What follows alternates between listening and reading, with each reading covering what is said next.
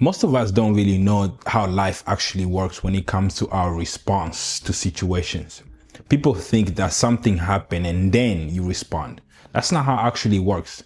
I made a statement last week on the last video, if you go and watch it, and that was today is the only day that you have. And most people usually think that don't worry about the past, don't worry about tomorrow, and just focus on today. But it's actually deeper than that. I'm going to show you something in psychology that is called the stimulus response cycle. And once you get in control of the stimulus response cycle, you start to notice something, that even in the presence that you are living in right now, most of the decisions, most of the responses that you make to certain actions and certain things that happens to you are just on autopilot. We are automatically acting that way without being aware of what is happening. So there are three things that I would like this video to do to you. And that's number one, is to actually give you an understanding of why you make certain decisions and the way you make those decisions and those responses that you make towards actions and how you respond to it, to understand that. And number two is to understand the psychological implications of your behaviors. And if each behavior is on autopilot or not on autopilot. And the last one, which is very important, is that to take control of your responses. So last video, we talked about the thoughts, and now we are going to advance and talk about how we actually manifest those thoughts so that we can actually take control of the responses that we make. Now, like I said, most people are thinking that something happened to you and then you respond. There's a stimulus and then you respond. That's not how it actually works. This is how it actually works in real time, based on understanding of the stimulus response cycle. So this is what the stimulus response cycle is. There's a stimulus, which is an action. The stimulus happened, and then there is an interpretation of the stimulus. The interpretation is based on the stimulus. So whatever happened, you interpret that. And then after you interpret it, then you give it emotions, which is the color that you gave it to the interpretation. So that emotions, which is the third step of the stimulus response cycle, is predicated on the interpretations of the actions that took place. And after the emotions has been expressed, then you have a response. And after the response, you have consequences. Mind you, everything is built on the other previous stimulus response cycle. So you have the stimulus that happened. That stimulus gives you an understanding of how the interpretation will be. And after the interpretation, which is built on the stimulus, then you have the emotions. After the emotions, you have the response. And after the response, you have the consequences. Okay, now, to break it down for you so you understand clearly what that look like in your life is this. Let's say you are driving a car, right? And you're going to work, or you have a busy schedule and you are driving. Someone cut you off. When someone cuts you off, that's the stimulus. That's an action that happens to you. Now, your interpretation of that action, most people or most time, is because someone cut you off, you feel like they're disrespecting you. And that is the interpretation of that action, that stimulus that took place. Then you have an emotion. An emotion is anger. You feel frustrated. Why is this guy driving like this? Does he not worry about what is on the road? Man, he's disrespectful, this and that and that. And then after that emotion has been magnified and you come to an understanding of that emotion based on the interpretations of the actions, because this can go both ways. It can go negatively or positively. You can interpret that as just someone being busy and not worry about it. But let's say you interpret as someone being disrespectful towards you, which in turns give you an emotions that you feel mad about the situation that just took place. So then your response will be something like yelling or honking. And that's based on the emotion interpretations of that action. Okay. And then you have the consequences. The consequences usually in this scenario, accident, that could be possibly the worst possible outcome, but there's a consequences to every response that you make. So every decision that you make has a consequences to it, whether it's a positive or negative, whether it's good or bad, whether it's a small or subtle emotional aggravation where you feel like, why did I do that? Even if you don't see any consequences, even that small thing was like, why did I do that? I should have just let it go. That is the consequences. So that's what the stimulus response cycle look like. It's not just about you doing something and then responding to what you have done. Okay, so there's more to it and there's depth to it.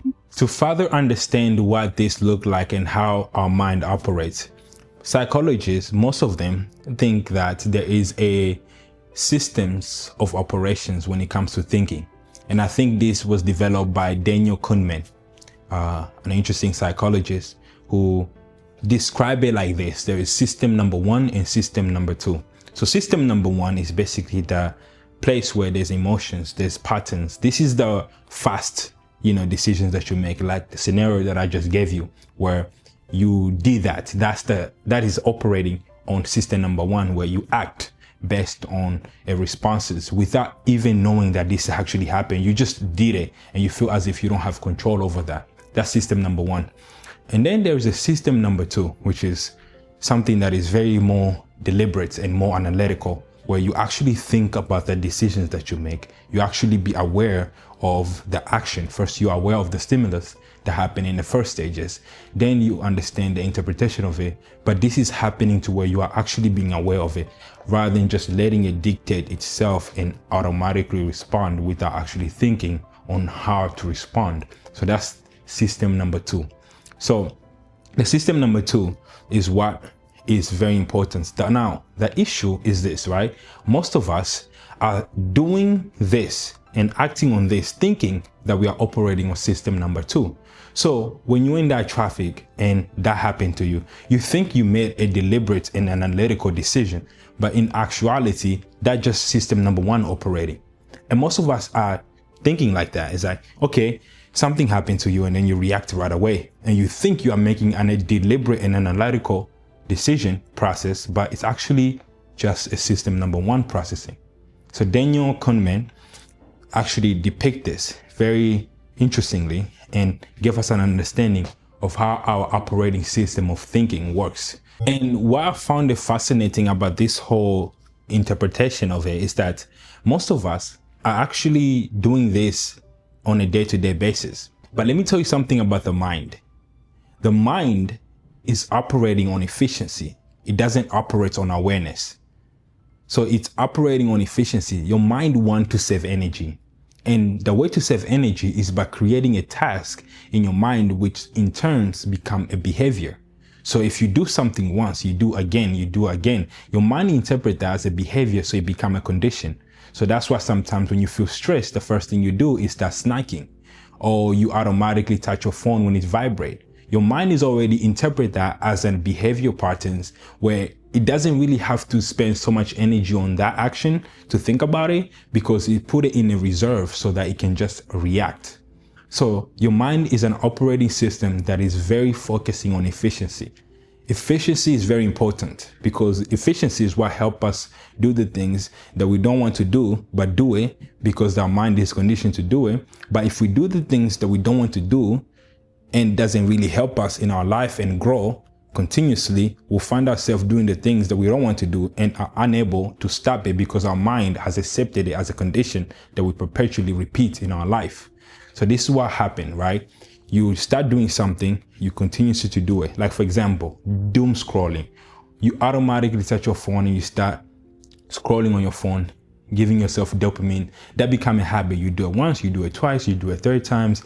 Next thing you know, you find yourself not being able to stop. So when you start doom scrolling, you find 3 minutes has already passed, 30 minutes already passed, an hour already passed. It's because your mind doesn't really want to think on, doesn't want to operate on awareness. It want to operate on efficiency. And efficiency is all the mind wants to operate on. So what we are going to uncover is how to make the mind operate not just on efficiency, but also on awareness, so that our decision can be deliberate, can be analytical. You see that people who study behavior will tell you and break it down like this. There is a cue, there is a routine, and there is a reward. You feel stress, which is the cue, and then you want to scroll on social media or you want to eat, snacking, and then you have a momentary of temporarily suspense where you feel as if, the dopamine arise, or you temporarily suspend that cue, which is the stress.